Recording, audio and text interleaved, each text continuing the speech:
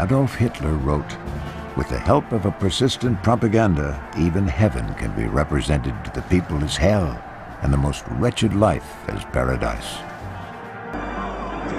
When the Great Depression hit Germany in 1929, it left the already fragile nation on the brink of hysteria. Goebbels preyed on this fear, blaming the country's woes on communists, socialists, and above all, the Jews. He proclaimed Hitler the only possible savior for Germany. In an omniscient campaign, Hitler was presented in mythic proportions. In simple, repetitious speech laced with vicious attacks against his enemies and a tone of rising hysteria, Hitler mesmerized his audiences. They had done it largely by whipping up nationalistic pride and fomenting anger towards imagined enemies who were allegedly responsible for Germany's economic and political woes. Both Hitler and Goebbels believed that lying repeatedly was the best way to convince the masses that the lie was in fact the truth. Everyone is talking about him, and that is important for us. We could not ask for anything better.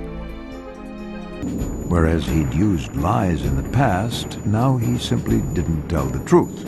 His strategy worked in keeping most Germans in the dark. As history begins, Goebbels' influence continues to be felt in isolated acts of violence and in more pervasive expressions of manipulation and intolerance.